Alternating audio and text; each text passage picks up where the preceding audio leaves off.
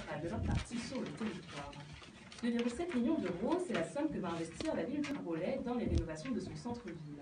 Au programme, réhabilitation de la place de la Libération, rénovation des écoles, modernisation de la salle des fêtes datant des années 1910. Le maire prévoit également la création d'un espace central qui pourra accueillir une terrasse de café ainsi que des festivités. Ces travaux font suite au réaménagement du parvis et du parc de la mairie quelques mois plus tôt, l'objectif étant in fine de redynamiser le centre de la ville. La préfecture de police recrute depuis cet été. Plusieurs postes sont à pourvoir un peu partout dans la région Île-de-France. Bien sûr, ce n'est pas que des policiers qui sont recherchés. D'autres profils intéressent l'institution de l'île de la Cité. Les plus demandés sont les mécaniciens, les cuisiniers et les carrossiers.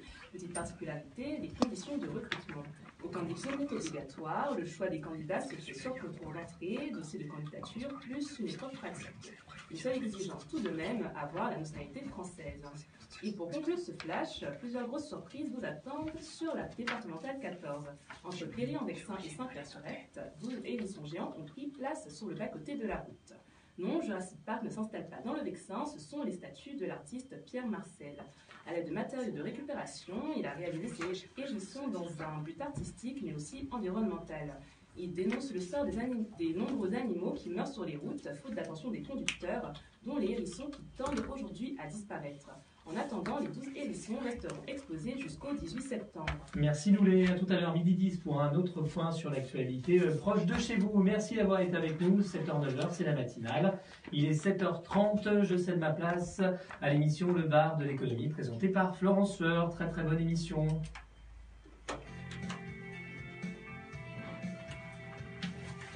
Mon micro était ouvert ou pas? Comment? Mon micro, il était ouvert? Non. Ah bon? Pourquoi, vous avez dit des bêtises? Bah ouais. La prochaine fois, il faut me l'ouvrir pour que je puisse dire des bêtises. Bien sûr, vous avez relevé, hein, il n'était pas 7h30, hein, il était, je ne sais plus quelle heure, il est 9h maintenant, 3, je ne sais plus. C'est Quentin, mon technicien, qui m'a repris. Merci. Hein. Voilà. Eh oui, ma première phrase, c'est là.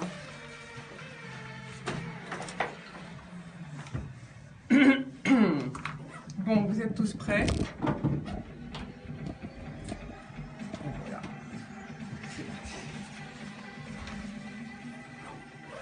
Bonjour à tous et à toutes. Je suis ravie de vous retrouver pour 90 minutes d'infos économiques avec nos invités que voici tout de suite. Julien Bachard, bonjour.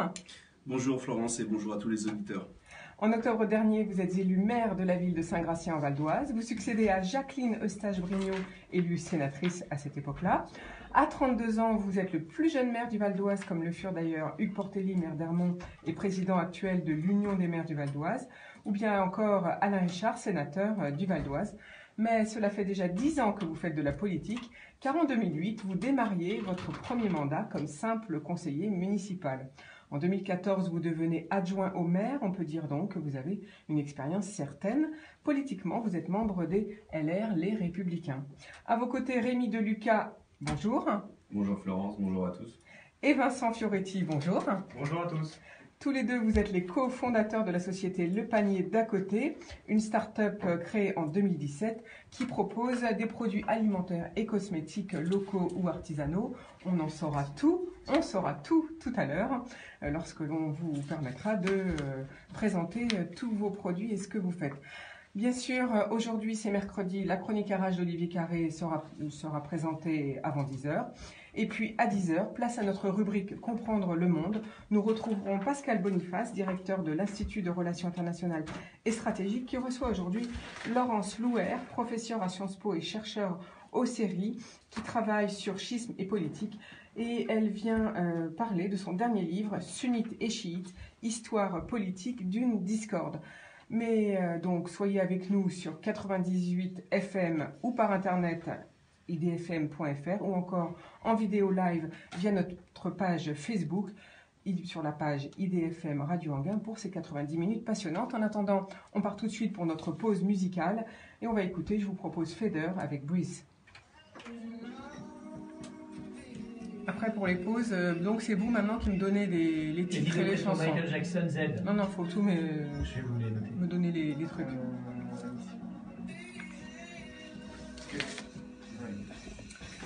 Ça devrait pouvoir se dire. Pardon? Il y a Il y a un fichier qui ne se lit pas. Pour lui? de RH, Ah bon? le PAD RH. Ah, ça arrive tout le temps. Alors en fait, Attendez, je là, Francky va la chercher directement dans c'est bon, l'ordi. je vais la jouer. C'est bon, sur l'ordi, elle marche. Ça arrive souvent. Je la Je sais jouerai pas là. pourquoi. Moi, je la jouerai. C'est bon pour la chronique? Ouais. Ok. On commence par la chronique RH, hein, c'est ça? Non, non. Si. Non, la chronique RH, c'est un peu avant 10h, c'est à 9h50. Donc on commence par la chronique RH et après il y a l'autre. Ah oui, oui.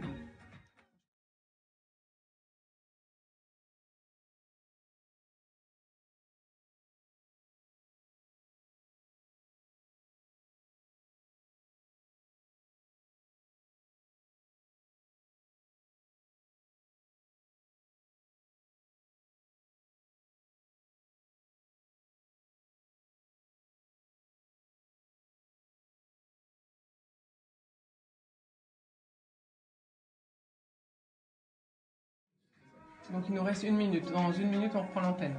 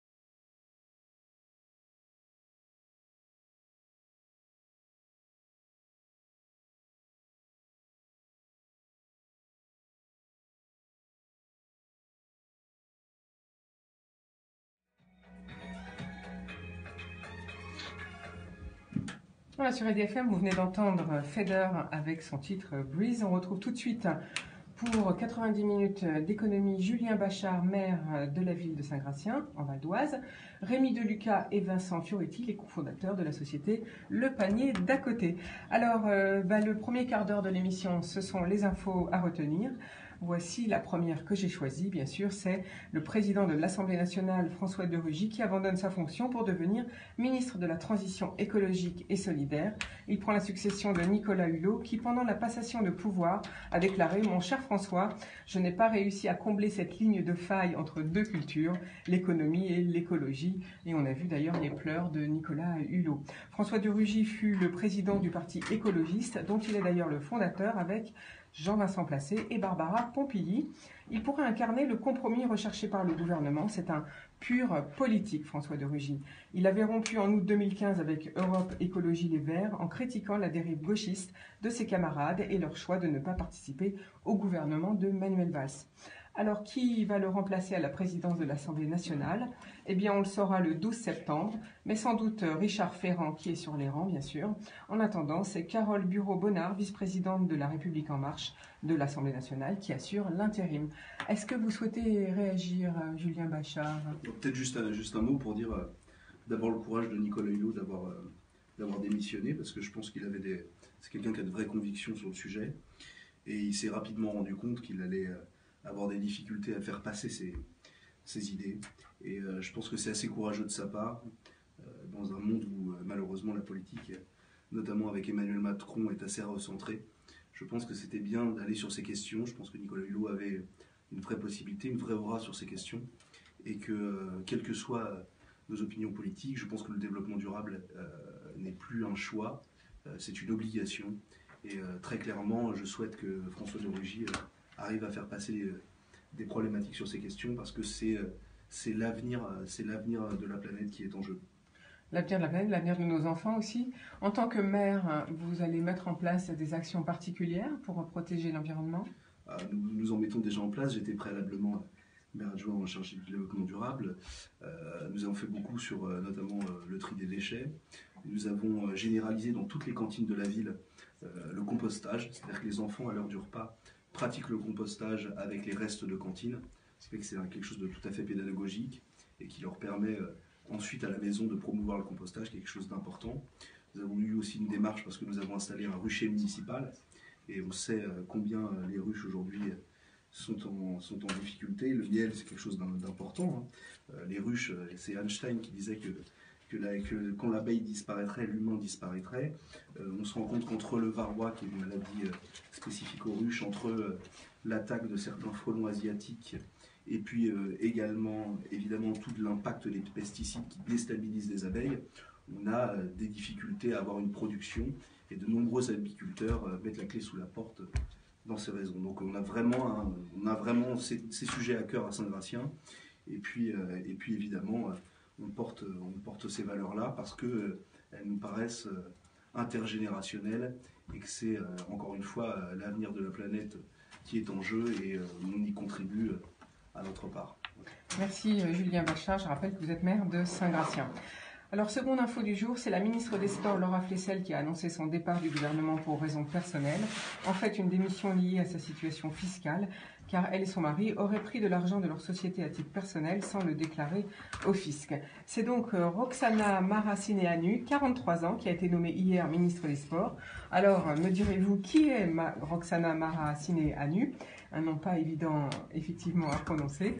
Eh bien, c'est une nageuse olympique qui a fait ses débuts dans les bassins à l'âge de 9 ans en France. Mais en fait, elle vient de Roumanie, où devenir une championne était l'un des rares moyens d'intégrer l'élite. Elle fut alors à l'époque en Roumanie orientée par ses entraîneurs vers la gymnastique. Mais c'est en France qu'elle a changé de discipline et qu'elle a donc, à 9 ans, entamé sa carrière de championne de natation. Son père, avec sa famille, a fui le régime de Ceausescu et a demandé l'asile en France dans des conditions rocambolesques, a-t-elle raconté à Ouest France. Je vous invite à acheter Ouest France si vous voulez le savoir. Et en 91, sa famille a obtenu la nationalité française. Côté médaille, elle est sacrée championne du monde en 200 mètres d'eau en 98. En septembre 2000, elle décroche l'argent aux Jeux Olympiques. Sa carrière s'arrête abruptement en octobre 2004, quand elle annonce sa retraite avant les Jeux d'Athènes. Diplômée d'une école de commerce, elle parle 5 langues. Elle a d'abord travaillé pour un équipementier, puis dans les médias, comme consultante à France Télévisions par exemple, ou à Europe 1. Et elle est apparue sur des listes régionales pour la région Île-de-France, dans les Hauts-de-Seine, au niveau du Parti Socialiste, où elle a été élue jusqu'en 2015. Voilà, vous voulez peut-être réagir, peut-être on peut parler un peu du sport à Saint-Gratien, notamment dans les écoles. Julien Bachar. On peut parler du sport. Alors Saint-Gratien est une ville très sportive, on a un grand nombre d'associations, on a des clubs qui sont pour la plupart de très haut niveau, on a évidemment l'escrime en fer de lance, puisqu'on a un club qui est soit chaque année champion d'Europe, soit vice-champion d'Europe, donc on a cette chance. Et évidemment, dès le plus jeune âge, grâce aux nombreuses structures qui jalonnent la ville, on promeut le sport dès le plus jeune âge chez les jeunes enfants, parce que c'est quelque chose d'aussi important, pas uniquement pour la dimension sportive, mais également pour les questions d'éducation.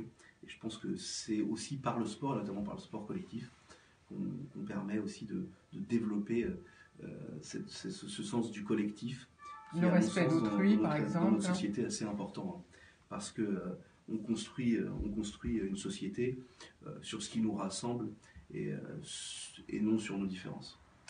Merci Julien Bachar.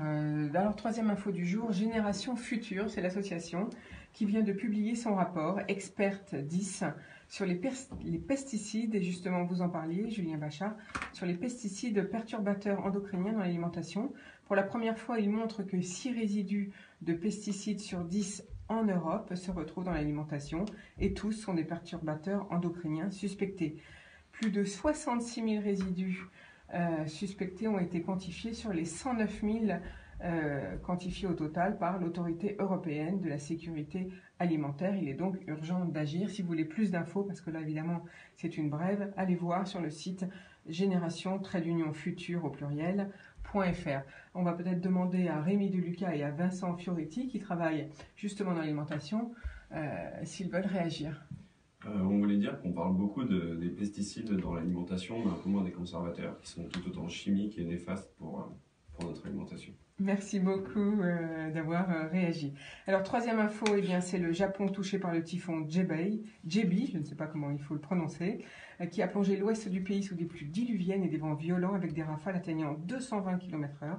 Considéré comme le plus violent qui ait frappé directement le Japon depuis 25 ans, il a bien sûr perturbé les transports et une large partie de l'activité du pays. Au moins 6 personnes et 2 sont mortes et on avance, je crois, entre 200 à 300 blessés. Nous pensons bien sûr bien à eux parce que aéroports inondés, véhicules emportés par le vent, vagues gigantesques, c'est dramatique.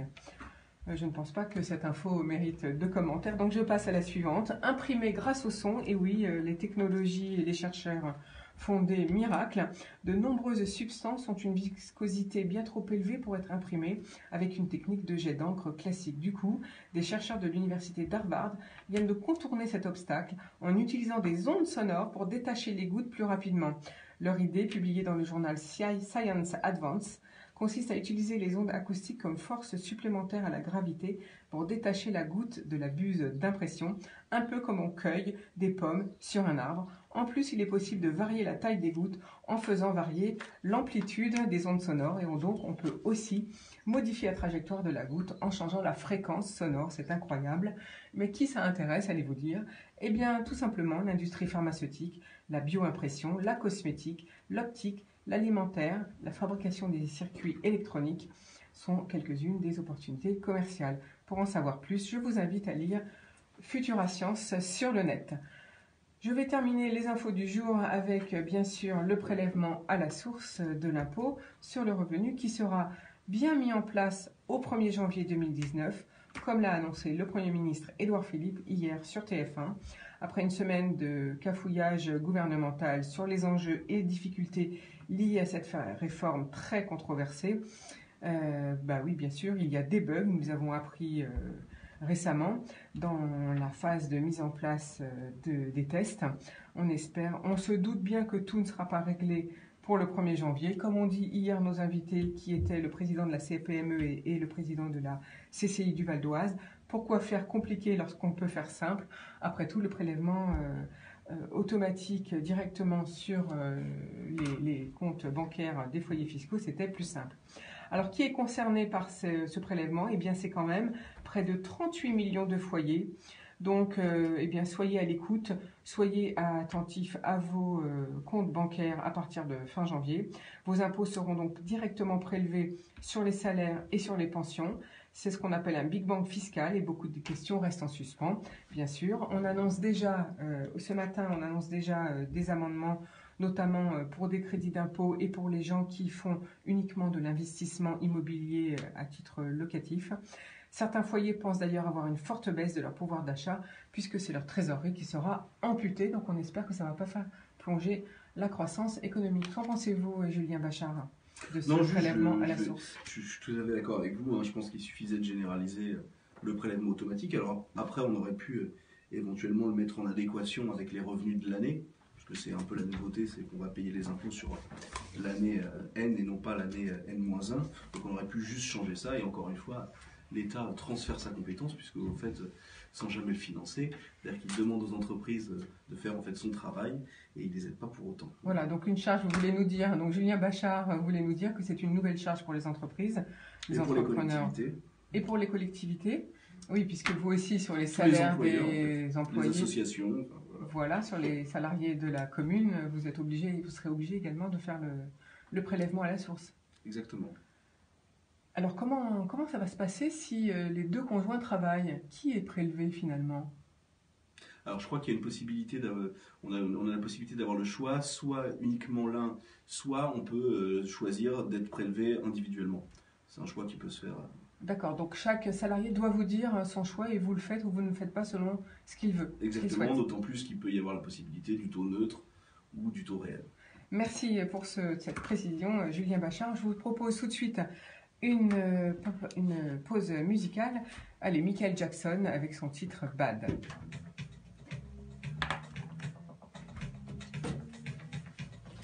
Bon, c'est tout, on a dit toutes les infos. Du coup, c'est bon, on est dans les temps, il est 9h20. C'est à la seconde près, quoi. Bah oui, c'est à la seconde près. Parce que si je veux vous laisser du temps pour parler tranquillou, sinon après je coince la main. Et après, comme dit Christophe hier, j'ai même pas eu le temps presque pas de dire au revoir aux auditeurs. C'était à l'arrache à la fin, parce qu'ils ont tellement parlé que...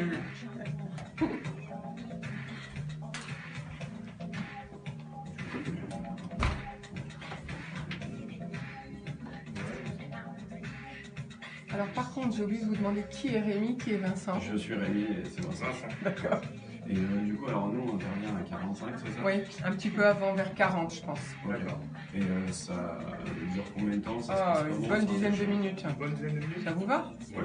Vous voulez plus? Je pense Bah. que 10 minutes, on a le temps de faire passer les messages qu'on veut. Bah, je pense. Sur la boutique, sur notre manière de procéder. Et De toute façon, je vais vous poser des questions.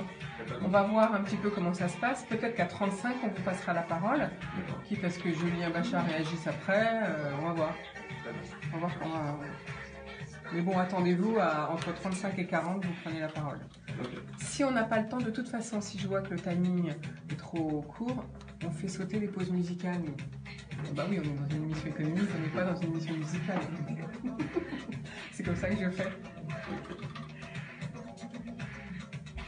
Et puis si par exemple, comme ça arrive, hein, il y a des invités quelquefois qui ont des trous, alors là, ouf, je mets une pause musicale. Il est où le chercheur? Est-ce que tu l'as rentré lundi? On n'a pas basculé sur le serveur. Tu l'as basculé? Ok, je vais me chercher deux. Après, s'il vous plaît, vous m'écrirez la Ça y seconde. est, ils sont tous écrits. Ouais. Voilà. Vous arrivez à Lyon? Eddie de Preto. Eddie de Preto. Pierre vous l'a dit à chaque fois. C'est où? Eddie de Préto. Ah, Le prochain, c'est c'est lui. Eddie de Préto. D'accord. En titre, je sais pas. Ok, Eddie de super. Preto, c'est Kid. C'est sûr. Un Kid, un enfant. Oui, c'est ça, Et puis, d'accord, pratique. merci. Super. De toute façon, je pense pas qu'on ait le temps de passer tout.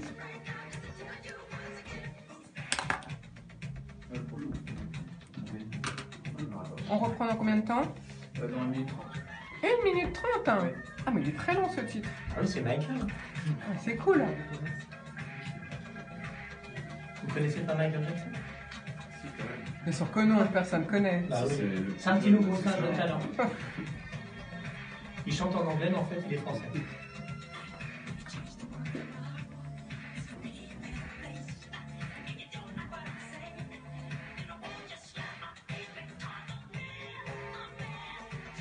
Ça va, détendu? Ouais, c'est la première fois, ça fait un peu bizarre. Du coup, Ah, je sais c'est pas votre si on premier s'est- Mais pitch. pourquoi il est pas bizarre, en France? Non, Non, je les ai mordus à mon arrivée. Tant qu'on parle pas, ça va. Hein. donc on ne sait pas si on sera des bons clients ou pas pour vous, mais Alors donc, Rémi, Vincent, c'est ça? C'est ça. on peut se coller une étiquette si vous voulez. Non, non, c'est bon, je vais vous mettre. Et vous n'avez pas apporté de produits? Bah alors? Non, on n'a rien apporté. Mince, En fait, nous on s'attendait à... Parce que j'ai vu sur votre site qu'on pouvait manger de l'aloe vera sucré. C'est ça. Et on travaille Moi avec je me suis dit que vous alliez nous Mais il a apporter un peut-être le temps sachet. d'aller faire l'aller-retour, quelle heure il est? Il reste 25 secondes. On n'est pas très loin, de toute façon, si on est amené Allez, à on y passer va. un point, il n'y a pas de souci. Ce qu'on fait, c'est qu'on travaille avec des produits frais et du coup, on va tout récupérer le vendredi matin. Et on voulait vous livrer un panier pour vendredi là, mais Ah bah oui, on veut on bien a, nous. on a un peu gâché la surprise du coup. Rentrer dans 10 secondes. Il faudra que vous nous parliez, mais je vais te le dire après, des produits un peu qui sortent de l'ordinaire. Comme c'est pour ça que j'ai parlé de l'aloe vera. Il faudra nous... Vous allez enfin, vous partagerez la parole comme vous voulez. Allez, on reprend tout de suite au bar de l'économie pour nos 90 minutes avec nos invités du jour qui sont Julien Bachar, maire de Saint-Gratien, Rémi Deluca et Vincent Fioretti qui vont vous présenter le panier d'à côté. Eh bien, on va donner la parole à Julien Bachar pour parler de la ville de Saint-Gratien qui est située aux portes de la vallée de Montmorency, à 10 km au nord de Paris. Elle est desservie par la ligne C du RER, ce qui la met à 20 minutes de Paris. Et elle est desservie également par l'autoroute A15. C'est une ville essentiellement résidentielle, entourée de communes comme Argenteuil, Sannois, Aubonne, Soisy-sous-Montmorency, Enghien-les-Bains et Épinay-sur-Seine. Le centre de Saint-Gratien est constitué par un îlot assez dense d'immeubles de grande hauteur datant des années 70, très connu d'ailleurs, puisque la place centrale est nommée Le Forum, tout le monde connaît Le Forum. Il constitue un centre culturel et commercial avec la présence de divers commerces et puis aussi du cinéma et de la médiathèque de la ville. Les habitants s'appellent des Graciennois, Graciennoises. Et d'ailleurs, Julien Bachar, le nouveau centre, enfin on peut dire que vous avez créé un nouveau centre depuis quelques années, avec notamment viennent de s'installer la halle de l'Aveyron. C'est bien ça? Alors c'est une zone qui existait déjà préalablement, mais on a eu la chance d'accueillir les Halles de l'Aveyron, qui est un concept un petit peu différent, puisque c'est des circuits courts et des produits de vraie qualité qui viennent directement de l'Aveyron et directement du producteur au consommateur. Et également, on a une poissonnerie qui est ouverte, donc qui s'appelle Cap Fraîcheur, et un boulanger bio dans cette zone, donc ce qui évidemment attire de chalands de la région. Et puis on a cette volonté, bien sûr, de défendre le commerce de proximité, qui est quelque chose d'assez difficile aujourd'hui dans les banlieues, puisque les gens désertent un peu les centres-villes pour aller dans les grandes surfaces en périphérie. Et nous, en tout cas, notre combat, c'est de préempter à la fois les baux et les murs commerciaux pour préserver ce commerce en centre-ville. Et puis on a aussi évidemment la démarche de dire aux habitants, parce qu'ils nous demandent souvent comment sauver le commerce, et est-ce que, monsieur le maire, il faut sauver le commerce, il faut développer le commerce. On est d'accord, mais on dit aussi aux habitants que c'est eux qui décident de l'avenir des commerces. Et que c'est aussi un acte citoyen de consommer local. Et très clairement, là, on va réouvrir une librairie sur Saint-Gratien. Et voilà, j'appelle les habitants à y aller. Alors très clairement, on a un lien, on peut avoir du conseil. Et si on n'y va que de façon épisodique et qu'on continue de commander ses livres sur Amazon, et ben, très clairement, le commerce de proximité est menacé. Bien sûr. Et donc, vous avez tout à fait raison. Et puis, il faut dynamiser les centres-villes et faire de l'animation pour justement que le public puisse venir à la fois s'y promener et à la fois acheter.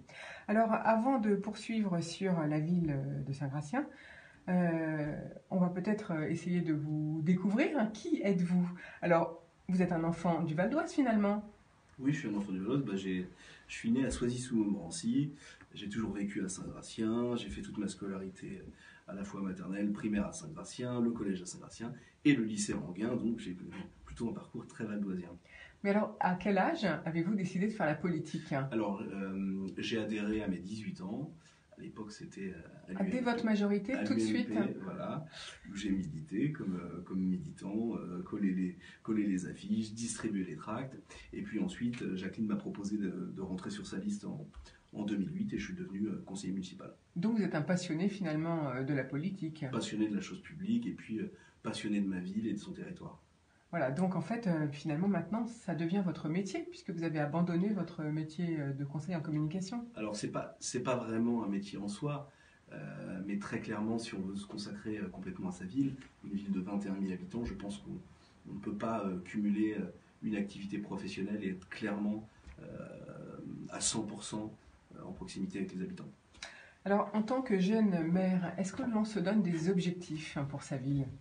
Alors, les objectifs, c'est évidemment tout d'abord de faire perdurer l'action, puisque moi j'étais élu dans une liste et je me suis retrouvé maire en cours de mandat. Donc, c'est évidemment de continuer les objectifs et le programme que nous avions développé lors de la campagne municipale, mais également de garder ce lien de proximité avec les habitants qui me paraît indispensable. Et puis également aujourd'hui, concilier évidemment le bien vivre ensemble avec les difficultés que connaissent les finances publiques, puisque vous savez que les dotations de l'État sont de plus en plus, sont en diminution chaque année, et donc on doit essayer de maintenir un service public de qualité tout en étant stratégique sur la dépense, puisque nos finances sont très limitées. Alors quel est le budget justement de la ville ? Alors aujourd'hui c'est 35 millions d'euros. Vous avez 35 millions d'euros. Est-ce que la réforme de la taxe d'habitation va perturber votre gestion, vos recettes ? Ça va perturber en partie, puisque évidemment, il devient de plus en plus compliqué de pouvoir moduler les impôts, puisque ça ne concernera plus qu'une fraction de la population, et que l'État nous dit qu'il va évidemment compenser à l'euro près, mais ça, on sait que ça va marcher une année, et puis chaque année, ça sera peut-être remis en débat. En tout cas, on a besoin de finances, parce que très clairement, les collectivités, depuis des années, font des économies, et là, on arrive, je vais dire, à l'os, c'est-à-dire qu'on est dans la difficulté, puisque voilà, on a des besoins, il faut entretenir les voiries, il faut permettre qu'il y ait des choses dans les écoles, il faut qu'on anime, et je pense que les gens sont vraiment désireux d'avoir une qualité de vie importante. Puis il y a des problèmes de sécurité, enfin bon, on est confronté à de plus en plus de choses, les habitants viennent vers nous pour de plus en plus de choses, et il faut qu'on ait les moyens pour pouvoir faire fonctionner la collectivité. Alors quelle est la population ? On va peut-être parler un petit peu de la population de Saint-Gratien. Oui, alors c'est une population de 21 000 habitants, qui est à la fois une ville très jeune, mais une ville très hétérogène, puisque on a un quartier en politique de la ville, les Raguenais, et puis à la fois on a des quartiers très favorisés, donc une ville très hétérogène, qui se retrouvent et se rassemblent autour du cœur de ville, ce qu'on disait tout à l'heure. Le forum, le fameux forum, voilà où tout le lieu de vie se passe. Je vous propose une toute petite pause musicale, et puis on revient avec vous, Julien Bas. Sont tout de même les de votre vision en tant que jeune maire, de la fonction de maire. Parce que justement, avec toutes ces problématiques financières, est-ce que vous croyez que ça va perdurer, la fonction de maire? Enfin, moi, c'est la question que je me pose. J'avais envie que vous parliez. Est-ce que vous voulez parler de ça ou pas? Oui, je veux bien. D'accord. Sans souci. Pardon? Non, Parce que pour 2020, c'est bientôt, il va y avoir des élections. Enfin, à moins que ce soit reporté, j'en sais rien. Je suppose que vous allez vous présenter. Joker. Vous verrez dans 2 ans. Je peux pas vous dire que j'y pense en me rasant, puisque Bah j'ai non. la barbe. Donc,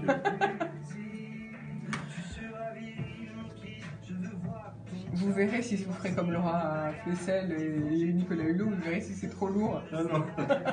À Chéret, vous abandonnez, mais sinon vous continuez.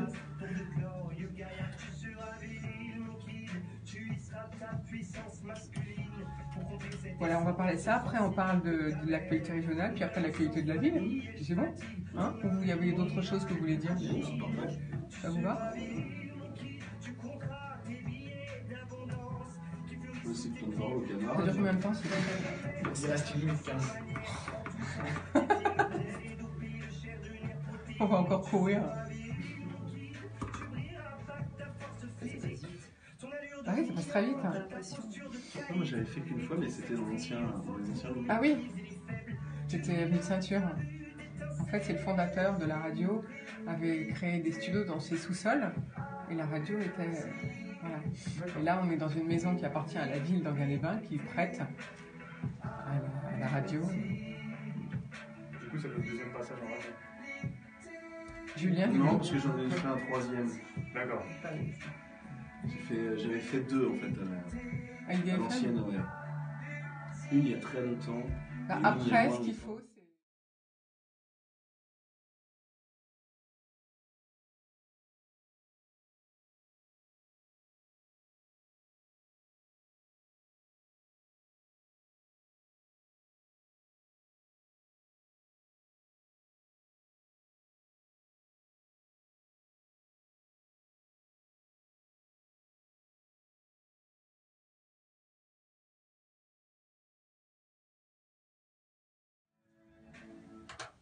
Nous voici de retour sur IDFM. Vous venez d'entendre Eddy Depréto avec son nouveau titre Kids. Nous sommes toujours au bar de l'économie avec Julien Bachar, maire de Saint-Gratien, jeune maire de Saint-Gratien. Et justement, la petite question du jour, c'était Julien Bachar, quelle évolution de la fonction de maire voyez-vous, avec notamment, je pense, aux incidences financières avec toutes ces réductions fiscales? Oui, mais je crois que les maires aujourd'hui sont confrontés à ces problématiques et que l'État a un peu envie de transformer les maires en fonctionnaires, c'est-à-dire de leur donner des missions, de leur donner un budget et grosso modo de guider leur action. Alors je pense qu'il faut avoir une autonomie, c'est très important parce que je pense que c'est au plus proche du terrain qu'on est le mieux à même d'appréhender les problématiques et d'essayer de les corriger. Alors, vous pensez que les maires sont assez unis pour faire ce genre d'action, pour résister, essayer de résister? En tout cas, je crois que l'Association des maires de France, qui rassemble les maires de toute tendance politique, défend ces questions. Très clairement, l'autonomie des collectivités, c'est quelque chose de très important et les maires se battent pour ces questions. Merci, merci beaucoup. Alors, justement, en actualité régionale, quand on parle d'union, il faut annoncer donc la future élection à la présidence de la Fédération des Républicains du 95, qui aura lieu au mois d'octobre prochain, si je ne m'abuse. Alors, les 2 candidats, Julien Bachar, je vous laisse les annoncer. Alors, les 2 candidats, il y aura Sébastien Meurant, donc, qui est sénateur, ancien maire de Saint-Leu, et puis mon prédécesseur, Jacqueline Eustache-Brinio, qui est sénatrice également. Voilà, qui se portent tous 2 candidats. Au niveau de l'actualité de la ville, donc on peut peut-être annoncer d'ailleurs ce samedi 8 septembre, la journée des associations.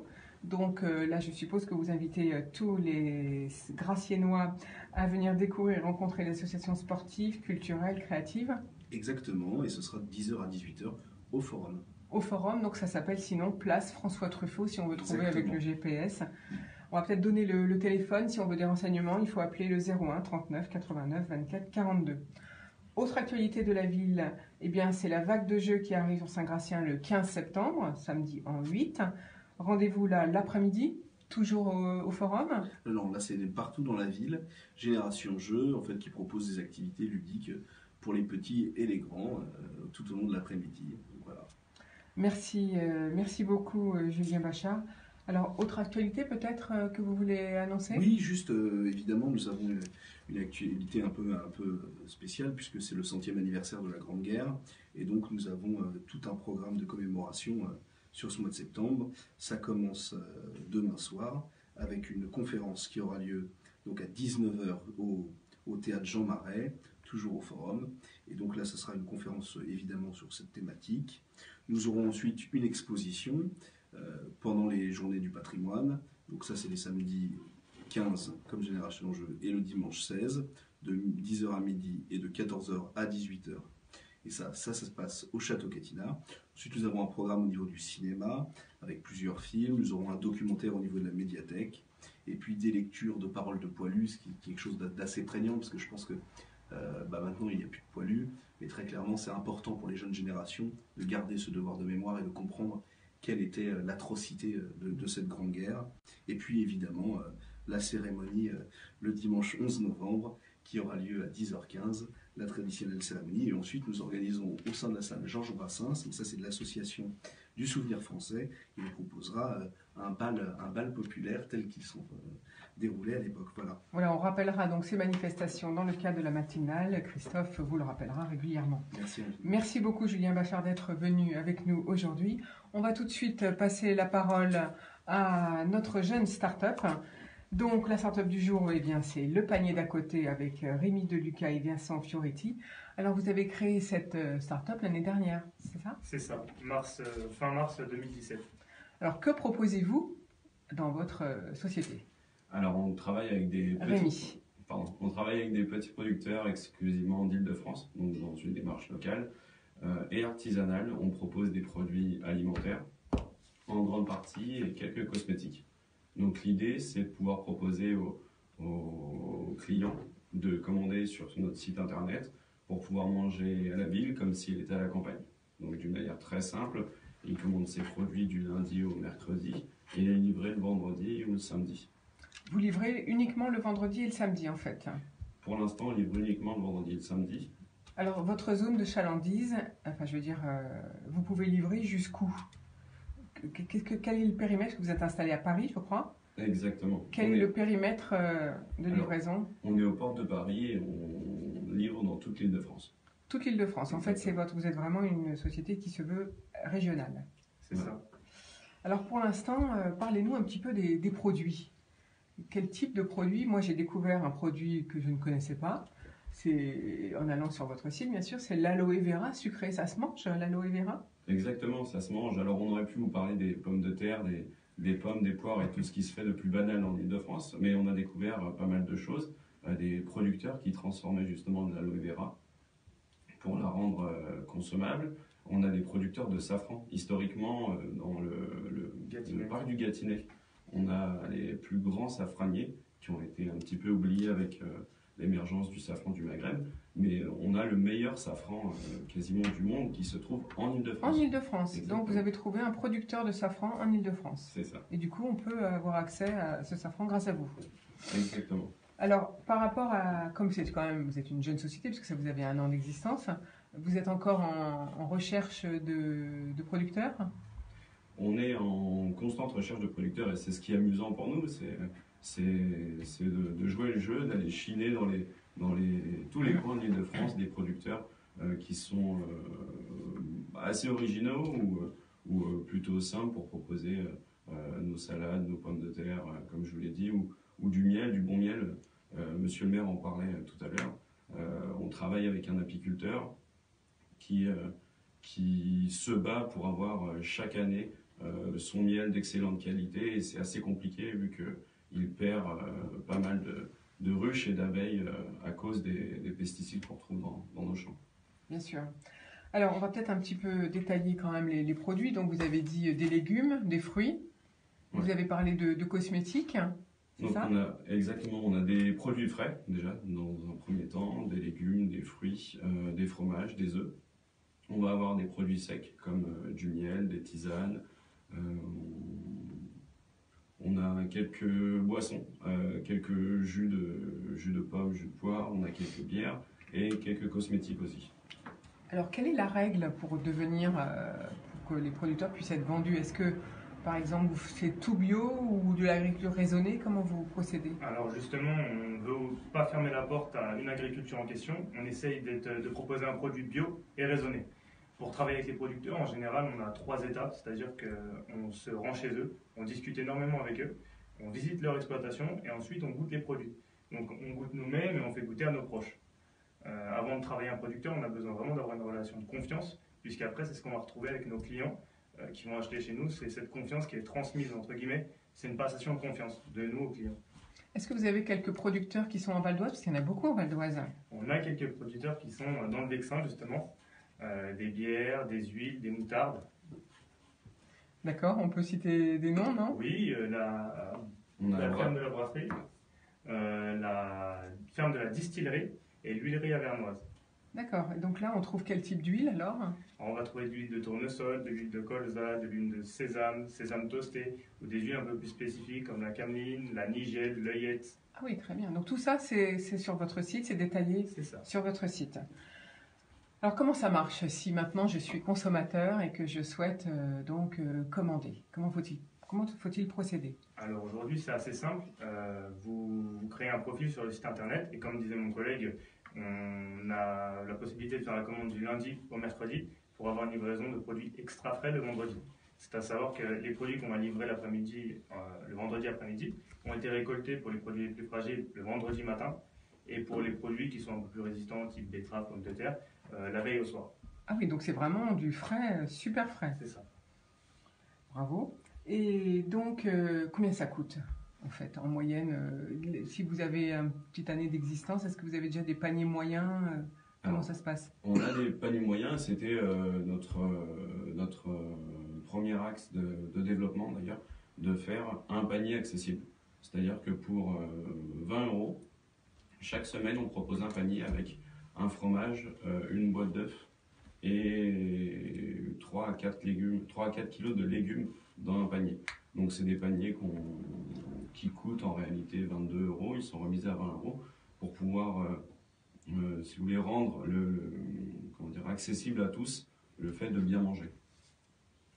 Alors quels sont vos objectifs, quels sont vos besoins actuellement pour pouvoir vous développer? Alors là actuellement on est en phase d'ouverture d'une boutique en réel pour pouvoir se développer un petit peu plus rapidement et proposer d'autres produits. On a certains produits qui nous demandent des frigos comme de la viande ou des produits laitiers qu'on n'a pas actuellement et qu'on pourra proposer grâce à notre boutique. Et ce qui est bien, c'est qu'on va se développer sur une boutique physique pour pouvoir échanger et avoir beaucoup plus de retours sur les produits. Alors elle sera où cette boutique? Donc cette boutique sera à Drancy, au 159 Henri Barbus, et on a prévu une ouverture pour le début octobre. Bravo. Alors financièrement, en tant que chef d'entreprise, comment vous êtes-vous développé? Est-ce que c'est de la love money? Est-ce que vous avez fait appel à des banques, à des business angels, à des plateformes de financement? Comment vous faites? On n'a pas encore fait de crowdfunding ou de love money. Enfin, de love money, c'est plus notre famille qui nous a aidés. On a fait appel à des prêts à taux zéro qui nous ont été attribués par France Active. C'est ça. Et c'est l'association France Active, j'en ai parlé hier justement, qui vous a aidé. Et on couple tout ça avec des prêts bancaires dans le circuit plus classique. D'accord, donc quels sont vos besoins actuellement pour vous développer? C'est du financement surtout? Aujourd'hui, ça va plus être du financement pour la boutique par exemple. Ça nécessite assez d'argent. Donc ce qu'on fait pour essayer de pallier un petit peu, pas prendre trop de prêts bancaires importants, on fait beaucoup de choses de nous-mêmes en fait. On a récupéré des palettes qu'on transforme pour faire des coffrages ou faire des habillages. On récupère des caissettes de pommes et plein de petits objets par-ci par-là pour faire de la déco. Voilà, donc chers auditeurs, si vous voulez être livré à domicile, et je pense notamment il y a beaucoup de gens qui n'ont pas la possibilité de se déplacer, ou qui travaillent, ou qui ont des soucis de santé, allez sur le site Le Panier d'à côté, ou bien on peut aussi vous téléphoner, je suppose. Oui. Alors on va donner votre téléphone. Donc c'est le 06 46 31 44 56 et on pourra recommander avec plaisir. Voilà, donc si vous voulez commander aussi bien des produits alimentaires que de la cosmétique, eh bien faites appel au panier d'à côté. Vous commandez entre le lundi au mercredi et vous êtes livré le vendredi avec des produits ultra frais. Merci beaucoup Rémi Deluca et Vincent Fioretti pour cette présentation. Tout de suite, je vous propose une nouvelle pause musicale. On va écouter peut-être Jed avec le titre Happy Now.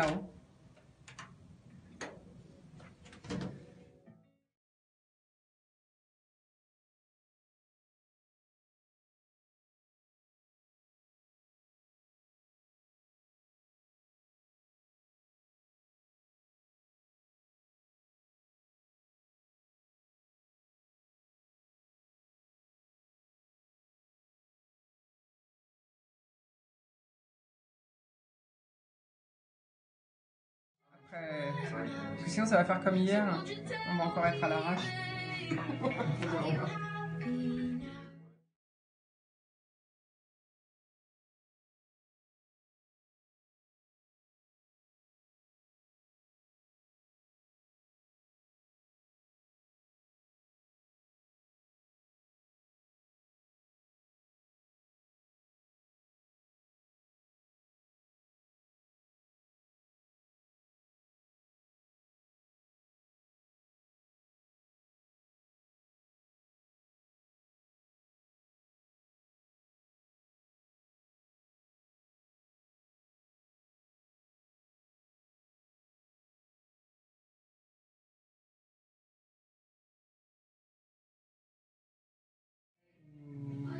Vous arrivez à livrer tout, enfin voilà, la livraison. Aujourd'hui, on arrive à tout livrer parce qu'on a aussi une petite présence sur les marchés. On fait quelques marchés le dimanche. Alors là, on les a mis un peu entre parenthèses parce que les travaux, ça nous demande énormément de temps. Mais on souhaiterait les reprendre à la rentrée. Donc il y a quelques marchés, on fait des expos aussi dans des CE. Moi, je pense qu'on pourrait peut-être appuyer sur le fait qu'avec la boutique, on va pouvoir donner accès aux livraisons tous les jours. En fait, on voudrait respecter 24 heures entre la commande et la livraison. Aujourd'hui, on livre que le vendredi, demain avec la boutique, on livrera tous les jours. D'accord. Peut-être que ça. Étudiants, vous devez en avoir, ça vient petit à petit. Bon, alors il faut leur redonner la parole, on y va.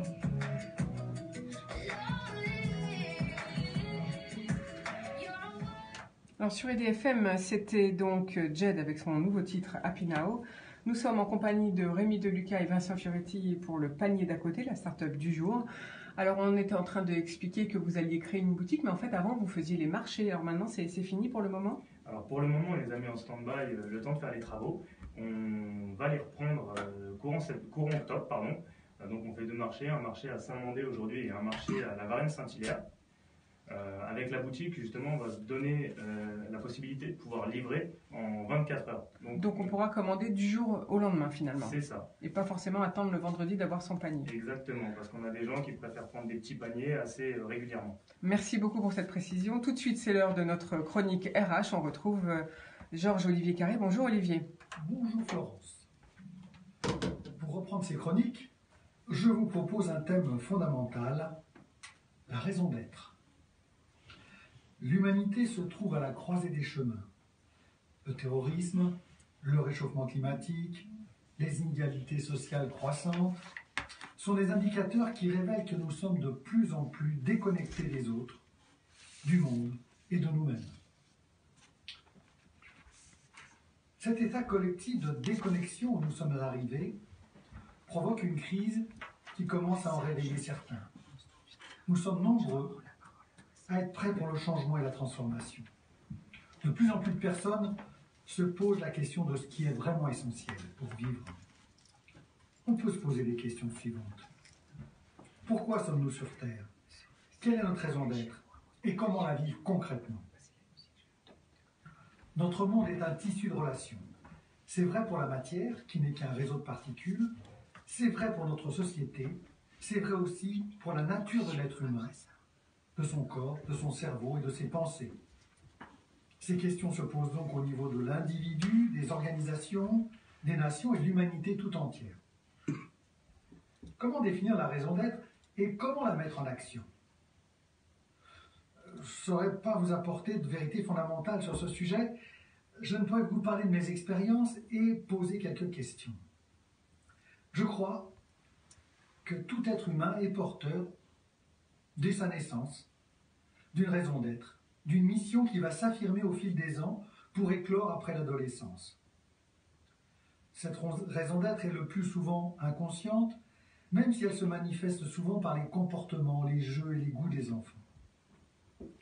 Mais face à cet appel profond, se dressent souvent des injonctions parentales et la pression de l'environnement. Tu seras ingénieur, mon fils. Oui, papa, mais moi je veux être psychiatre. Tu n'as pas le choix, mon fils, tu seras ingénieur. Et là, c'est du vécu. Je passe sur les névroses, les psychoses diverses, ainsi que sur la pression économique qui pousse malheureusement certains dans des voies dangereuses pour la société. Et c'est ainsi que beaucoup d'entre nous perdent leur raison d'être, et j'oserais ajouter souvent perdent leur vie. Le mal-être au travail, certaines dépressions et le burn-out sont des indicateurs de ce phénomène. Ils sont en progression constante. Comment faire pour trouver ou retrouver sa raison d'être? Le premier axe est d'apprendre à écouter d'abord son être intérieur avant les injonctions de notre entourage et de la société. La méditation est une voie privilégiée pour voir clair à l'intérieur de soi. Le flot d'informations et d'injonctions auxquelles nous sommes soumis sature notre esprit, active sans arrêt nos pensées et crée ainsi un brouillard permanent qui masque notre moi profond. Méditer pendant 20 minutes chaque jour permet d'apprendre à arrêter ce flot de pensées et de voir plus clair en soi. Le deuxième axe, après avoir clarifié son esprit, est de se poser ces questions. Qui suis-je? Qu'est-ce que j'ai vraiment envie de faire? Quelle est ma mission sur Terre? Ce que je fais est-il l'expression de mon être ou sa caricature, son refoulement, son oubli? Qu'est-ce que cela va changer dans ma vie d'avoir découvert ma raison d'être et d'y consacrer tout le temps nécessaire? Bien, tout d'abord, il n'y aura plus de déconnexion entre mon travail et ma vie. Je n'attends plus impatiemment le week-end ou les vacances pour vivre. Quand j'agis, je ne parle plus de travail. Je suis heureux et j'ai le sentiment de vivre et d'être utile. Ensuite, je ne produis plus que de la qualité, car j'aime ce que je fais. Enfin, j'ai plus d'énergie et de résilience face à l'adversité. Pour conclure, je vous propose ces 4 questions. Mes actes expriment-ils ce que je dis? Deuxièmement, ce que je dis exprime-t-il ma pensée? Troisièmement, ma pensée exprime-t-elle mon désir? Et quatrièmement, mon désir exprime-t-il mon être profond? Je vous remercie et je vous souhaite une bonne journée. À bientôt. Merci Olivier Carré. Eh bien, on vous dit à la semaine prochaine, à mercredi prochain, pour une nouvelle chronique RH. Alors, Julien Bachar, avant de nous quitter, peut-être vous voulez faire une minute de conclusion? Peut-être juste déjà saluer l'initiative du panier d'à côté, ce côté l'innovation de la jeunesse, c'est toujours intéressant. Cette démarche de circuit court, c'est quelque chose qui, à mon sens, est l'avenir du commerce de proximité. Alors si un jour vous souhaitez vous développer et faire le marché de Saint-Gratien, vous serez évidemment les bienvenus. Voilà, il y a un beau marché à Saint-Gratien, effectivement, c'est pas très loin de Bondy. On va tout de suite faire une nouvelle pause musicale et puis ensuite on retrouvera donc bien sûr Pascal Boniface pour son entretien avec qui reçoit donc Laurence Louer. Merci beaucoup pour votre présence. Donc, si vous souhaitez revenir, c'est avec plaisir. Et vous connaissez mon numéro de téléphone et mon mail maintenant. Il suffit que vous m'appeliez. Merci. Maintenant, c'est moi. Merci de m'avoir rappelé hier soir. Maintenant, j'étais à l'ouest hier soir. Et voilà. Pourquoi j'avais pas de douce là? Parce que j'avais pas votre portable en fait. Du coup, je vais le redonner le mois, mais je vais. C'est le 6, 30, 55, 58, 36. Parce que j'ai fait toutes mes relances lundi.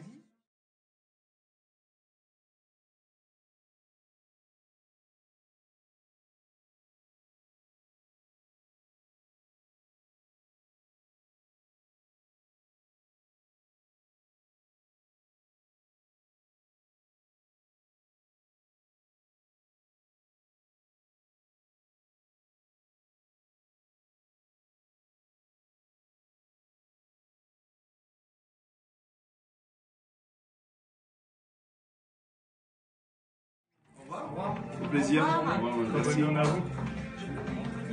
Salut. Au revoir.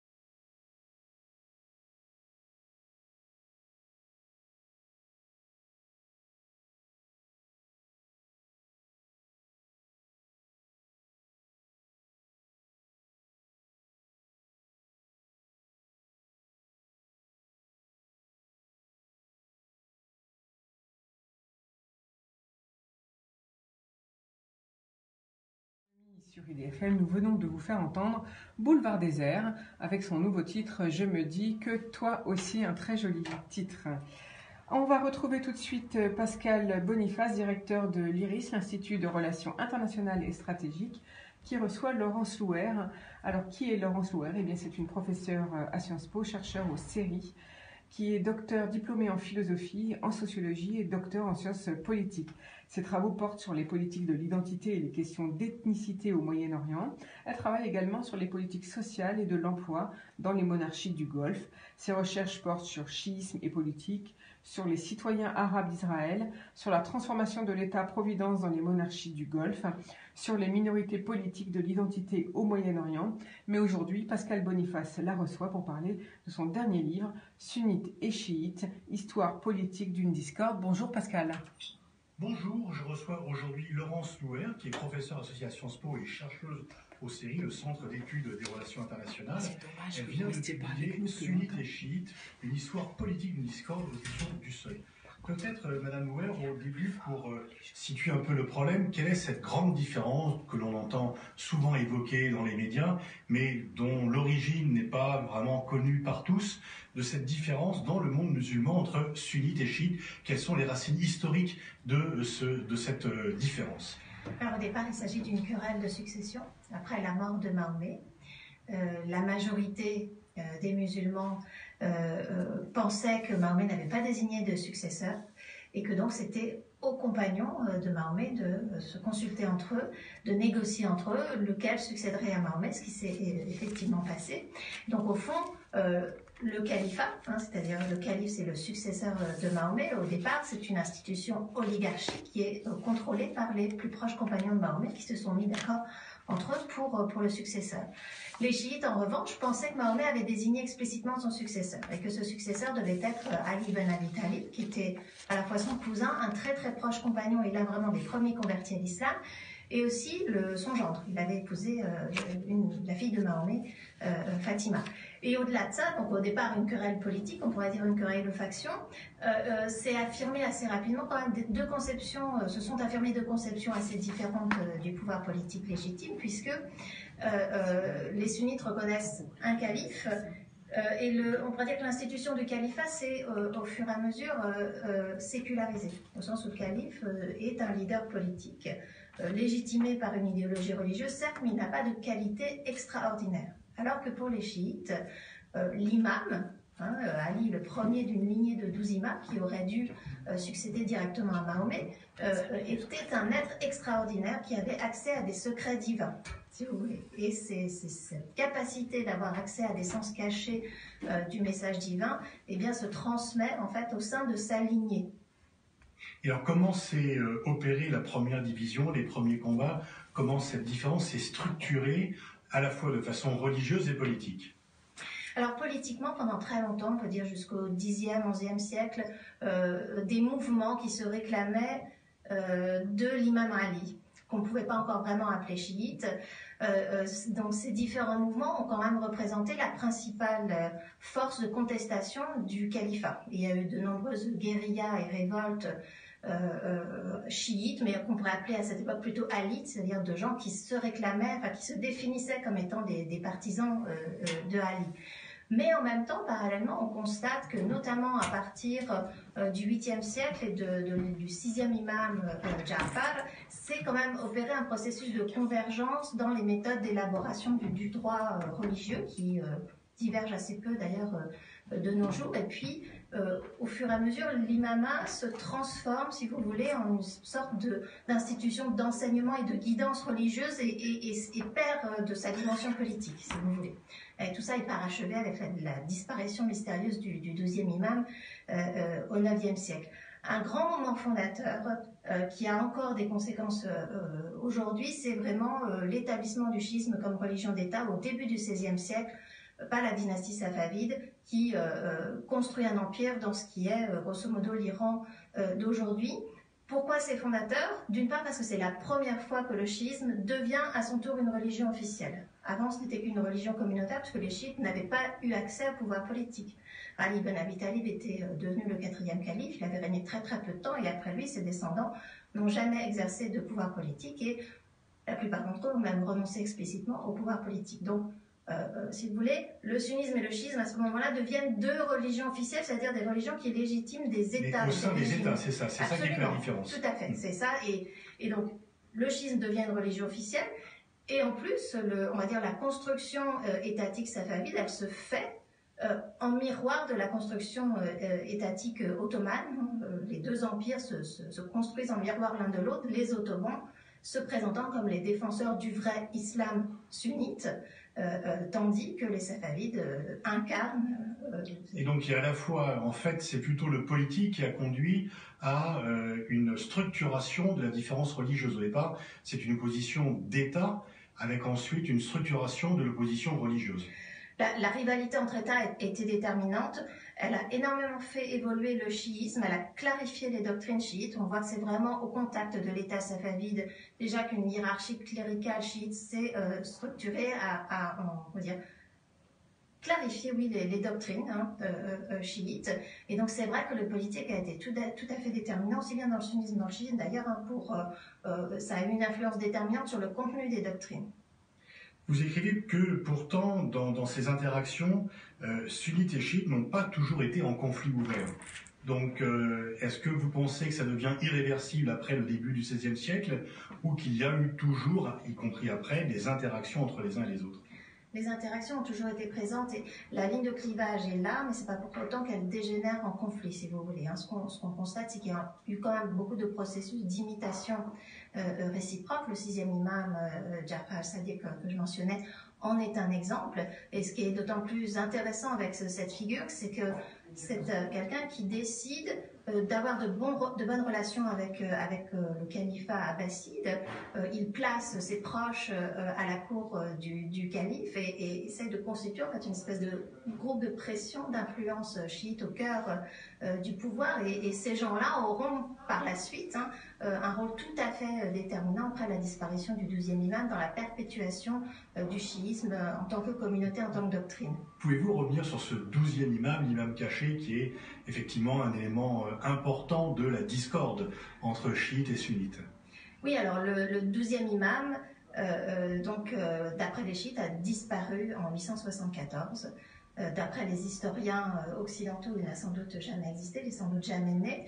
Et donc, depuis cette période, les chiites attendent le retour de cet imam qu'on appelle l'imam attendu ou l'imam caché, qui est censé être présent dans le monde mais invisible aux hommes. Et son retour doit marquer le règne de la justice, de la vérité. Voilà. Donc, il y a une espèce d'attente messianique comme ça dans le chiisme qu'on retrouve pas ou seulement de manière résiduelle dans le sunnisme. Mais ce qui est intéressant dans ce 12e imam, c'est aussi qu'au fond, on voit que l'institution de l'imama avait énormément perdu de sa légitimité et de son efficacité, et que au fond la disparition du 12e imam est presque une fin logique, si vous voulez, à l'affaiblissement de l'institution de l'imama. Mais pendant le règne du Shah d'Iran, cette opposition religieuse était moins marquée entre l'Iran et ses voisins arabes. Certes, le Shah d'Iran était un autocrate laïque qui a voulu laïciser, moderniser la société iranienne à marche forcée, sur le modèle de ce qu'avait fait Atatürk en Turquie des années auparavant. Pour autant, le Shah, enfin la monarchie pahlavi, on le sait moins souvent, mais a aussi continué à utiliser le chiisme comme instrument d'influence de l'Iran à l'extérieur de ses frontières. Notamment, le Shah d'Iran finançait les institutions religieuses chiites irakiennes, à la fois pour embêter son voisin irakien avec lequel il y avait des conflits territoriaux, et puis aussi pour affaiblir sa propre hiérarchie religieuse chiite en Iran. Voilà, donc tout ça a continué, et puis il y avait des dissensions politiques quand même assez grandes, assez importantes entre l'Iran du Shah, l'Iran monarchique, et puis ses voisins arabes, puisque l'Iran était l'allié principal d'Israël au Moyen-Orient. Ça, c'était une ligne de fracture importante. Donc même quand, si vous voulez, la dimension religieuse était peut-être un petit peu moins importante, et encore c'est pas sûr, les options stratégiques et puis cette vieille rivalité arabo-persane était toujours présente. Vous écrivez que c'est le roi Abdallah de Jordanie qui parle le premier du croissant chiite pour mettre en avant un danger de pays qui viendrait menacer les pays sunnites. Est-ce que là, une fois encore, c'est vraiment ce clivage religieux qui est fondamental, ou est-ce que au-delà, par-delà ou parallèlement à ce clivage religieux, il y a des clivages politiques? Ce dont le roi Abdallah de Jordanie avait peur, et ce dont la plupart des dirigeants arabes sunnites ont peur, c'est moins du chiisme que de l'Iran. C'est-à-dire qu'à leurs yeux, au fond, le chiisme, c'est la religion nationale iranienne. Encore une fois, c'est un outil d'influence de l'Iran à l'extérieur de ses frontières, ce qui est très largement vrai. Et tout chiite, s'il n'est pas iranien, il a quelque chose à voir avec l'Iran, il est un relais d'influence iranienne, c'est un agent des intérêts iraniens. Et donc c'est dans cela qu'il faut se méfier du chiisme. Derrière le chiisme, il voit l'Iran. Et au fond, la question religieuse au sens des divergences doctrinales, par exemple, elle est très très largement secondaire par rapport à la perception d'une menace iranienne. Et au fond, on voit que les relations entre sunnites et chiites dans les différents pays se tendent ou se détendent très souvent en fonction de la manière dont la menace iranienne est perçue par les dirigeants arabes. Donc il y a vraiment un enchevêtrement des clivages religieux et des clivages stratégiques ou politiques, alors que très souvent, dans les médias, on présente cette opposition comme étant principalement, voire uniquement, une guerre de religion. Non, c'est-à-dire qu'au fond, ce qu'il faut comprendre, c'est que la très grande divergence doctrinale, on va dire théologique, entre sunnites et chiites, c'est à propos de l'imama. La question de l'imama. Mais l'imam n'est pas là. Il a disparu depuis le 9e siècle, donc cette question, en fait, elle n'est pas du tout centrale, d'ailleurs. Une deuxième, on va dire, point de crispation religieux pourrait être la pratique de certains rituels chiites que beaucoup de sunnites considèrent comme très choquants. En même temps, il y a beaucoup de ces pratiques de pèlerinage sur les tombes des imams qui sont très très proches de ce que pratiquent les soufis, les musulmans soufis qui sont pour la plupart sunnites et qui pratiquent aussi le culte des saints. Voilà, donc on pourrait dire que c'est les deux points de crispation qui seraient d'ordre strictement religieux. Mais donc derrière tout ça, ce qui fait le plus problème, c'est vraiment les questions politiques, et même en Arabie Saoudite. On voit aussi que ce sont les questions politiques qui contribuent à tendre ou à détendre les relations entre l'État saoudien et sa minorité chiite, puisqu'il y a une minorité chiite en Arabie Saoudite, peut-être autour de 15% de la population, qui est située dans la province Est où il y a les ressources pétrolières du royaume. Donc il y a vraiment une importance stratégique de cette localisation géographique. Et pourtant, on constate que jusqu'en 1979, c'est-à-dire jusqu'à la révolution iranienne, la relation de l'État saoudien wahhabite, donc cette espèce d'ultra-orthodoxie sunnite très très anti-chiite, d'ailleurs très anti-soufi aussi, cet État wahhabite a eu une approche extrêmement pragmatique vis-à-vis de sa population chiite, qui était autorisés à continuer à pratiquer ces rituels religieux. Il y avait des tribunaux religieux chiites qui n'ont jamais cessé d'exister. Et c'est au fond à partir du moment où la connexion se fait de nouveau entre l'Iran, puissance régionale qui veut réviser les équilibres entre puissances dans la région, et puis la dimension religieuse se fait, donc vraiment en 79, que les relations deviennent extrêmement compliquées entre la minorité chiite et le pouvoir saoudien. Et vous écrivez que l'Irak, ce pays clé, est le pays qui est à la frontière entre chiisme et sunnite, avec en même temps, on a vu que pendant la guerre Iran-Irak, les chiites irakiens sont restés quand même du côté de Saddam Hussein, alors que les populations arabes vivant en Iran, elles, sont restées pro-iraniennes. Donc on voit encore là que le clivage religieux peut exister, mais que le clivage national est également extrêmement fort et parfois prend le pas sur le clivage religieux. Oui, parfois il prend le pas, parfois il ne le prend pas. C'est des situations extrêmement variables. Ce qui est important pour comprendre la situation irakienne aujourd'hui, c'est comprendre que ce pays est vraiment situé sur une ligne de fracture géographique et politique très ancienne entre en fait l'Empire ottoman et l'Empire safavide, si vous voulez, puisque ce qui est aujourd'hui l'Irak, surtout tout ce qui est au sud de Bagdad, a été une zone très mal contrôlée par l'Empire ottoman, qui a été prise et reprise entre les Ottomans et les Safavides à plusieurs reprises, et où il y avait une très importante population iranienne, et que notamment la hiérarchie supérieure du clergé chiite résidant dans ce qui n'était pas encore l'Irak, donc au sud de la Mésopotamie, ils étaient iraniens, si vous voulez. Et on retrouve cette interaction, cette interpénétration aujourd'hui dans une partie du clergé chiite irakien. L'ayatollah Sistani, par exemple, n'est pas irakien de nationalité. Il est citoyen iranien, il a toujours refusé de prendre la citoyenneté irakienne, même quand les pressions ont été exercées sur lui après la chute de Saddam Hussein. Donc on voit bien comment cette figure tutélaire du chiisme irakien est en fait un citoyen iranien qui réside là depuis plus de 60 ans. Mais donc on voit bien que là, la question nationale n'est pas si importante que ça, vous voyez.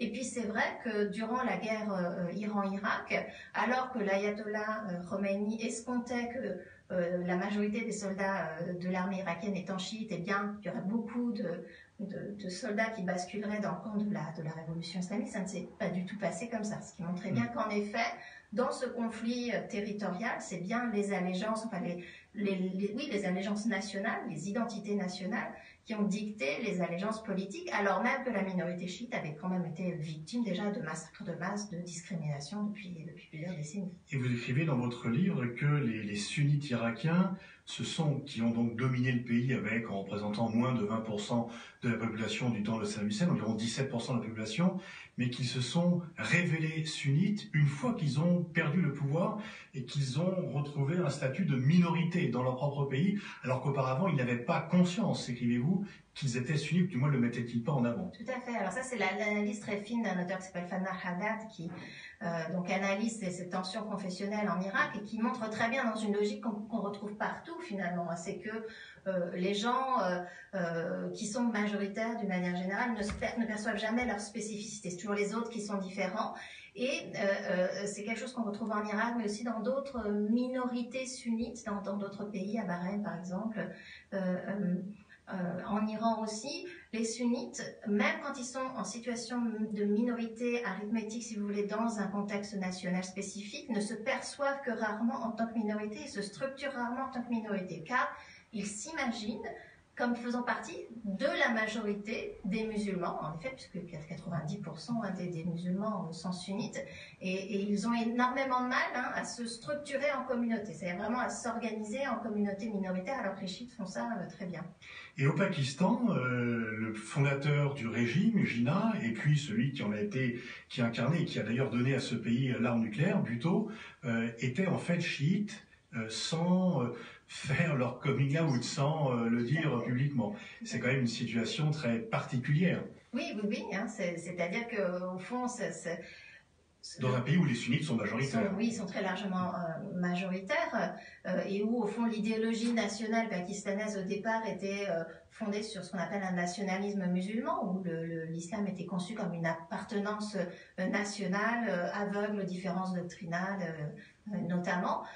Et donc, le fait que le père de la nation était chiite ne posait pas de problème dans cette perspective, mais sur le plan symbolique, quand il a fallu l'enterrer et lui faire des funérailles, il a été impossible de l'enterrer publiquement selon les rites funéraires chiites.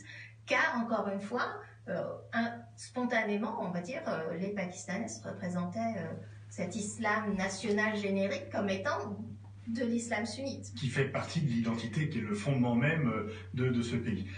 Il y a aujourd'hui à Bahreïn toujours une situation très incertaine avec une répression, et là aussi les opposants au régime dont vous expliquez dans votre livre qu'ils protestent surtout contre des conditions sociales dégradées, minoritaires, discriminées, mais sont vus comme le bras armé de l'Iran, et que donc il y a eu une répression sur laquelle d'ailleurs les Occidentaux ont quand même jeté un voile pour le moins pudique, mais que donc là une fois encore il y a la question religieuse qui vient couvrir ou occulter la question sociale. Non, la question religieuse, on pourrait dire à Bahreïn, elle s'emboîte, elle est vraiment liée, elle est imbriquée avec d'autres types de polarisation, on pourrait dire, hein, puisque il y a notamment cette très vieille polarisation qui est vraiment constitutive de l'État entre les conquérants et les conquis, puisque la famille royale sunnite a en fait conquis l'archipel à la fin du XVIIIe siècle, et il semble que la majorité des habitants de l'archipel étaient chiites, si vous voulez. Et la famille royale et puis leurs alliés tribaux, qui étaient tous sunnites, ont instauré un espèce de système féodal basé sur la grande propriété terrienne, dans lequel les grands propriétaires terriens étaient des sunnites, et puis les chiites étaient réduits à l'état de paysans devant louer leurs terres dans des conditions assez iniques. Et donc, en fait, cet antagonisme, si vous voulez, qui a été reconstruit et très largement aussi instrumentalisé par l'opposition islamiste chiite, au fond, elle explique aussi la très grande polarisation entre sunnites et chiites au Bahreïn. Et puis évidemment, à partir des années, on va dire 70-80, quand les islamistes chiites sont devenus la principale force d'opposition au régime des Al-Khalifa,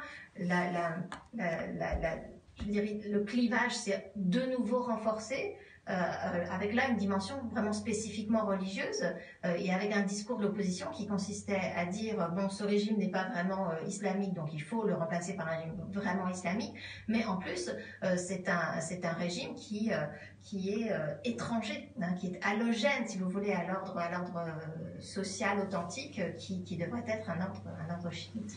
Autre pays dans lequel ce clivage produit un état à la fois politique, sanitaire, humanitaire, catastrophique, le Yémen, avec là aussi les accusations d'interférence de l'Iran à travers les Houthis. Oui, alors le Yémen, c'est un cas tout à fait fascinant, parce que on a pris l'habitude, à tort à mon sens, de décrire les Zaydites, hein, et donc le mouvement Houthi qui en émane, comme étant des chiites, alors même que cette affirmation n'est pas du tout évidente, hein, puisque donc le Yémen, grosso modo, il y a deux grandes communautés religieuses, les Zaïdites d'un côté qui sont plutôt au nord, et puis des musulmans sunnites chaféites qui sont aussi au nord, et puis après surtout au sud. C'est un pays qui a été dominé depuis plus de 1000 ans, jusqu'aux années 60, par un imama zaïdite, donc un régime politique spécifique dirigé par une figure qui était à la fois un savant religieux et un guerrier, hein, censé défendre la vraie foi. Mais à partir de la fin du XVIIIe siècle, il y a eu un processus de convergence entre le zaïdisme et entre sunnisme, vraiment orchestré par les autorités politiques qui avaient perdu de leur légitimité religieuse et qui voulaient au fond créer une espèce d'islam générique où sunnites et puis zaïdites pourraient se retrouver. Et ce processus de convergence en fait s'est accéléré avec l'établissement de la République arabe du Nord Yémen dans les années 1960, et c'est au fond assez récemment, c'est depuis une vingtaine d'années, 30 ans maximum, qu'une partie des anciennes élites zaïdites, donc de l'imama, s'est lancée comme ça dans un mouvement politique de revendication identitaire, et une partie de ces élites seulement tente de rechiitiser, si vous voulez, une identité zaïdite qui a été très largement sunnisée, au point qu'au Yémen, encore aujourd'hui, il est parfois extrêmement difficile de dire qui est zaïdite, qui est sunnite, et une partie des cadres du salafisme yéménite sont en fait des zaïdites de naissance. Ils sont nés dans des familles zaïdites et ils ne se sont pas convertis, si vous voulez, hein, mais ils ont adopté des positions salafistes. Et votre dernier chapitre, Réginald, porte sur le Liban, où écrivez-vous le clivage sunnite-chiite s'est substitué au clivage musulman-chrétien qui était le clivage le plus opératoire à la création de l'État. Tout à fait. Donc ça, c'est vraiment l'héritage de la guerre civile qui a duré de 1975 à 1990 et de l'émergence du Hezbollah. Notamment, la communauté chiite était dans l'équation politique et confessionnelle libanaise marginalisée, puisque c'était les sunnites et puis les chrétiens maronites qui se partageaient le pouvoir institutionnel notamment.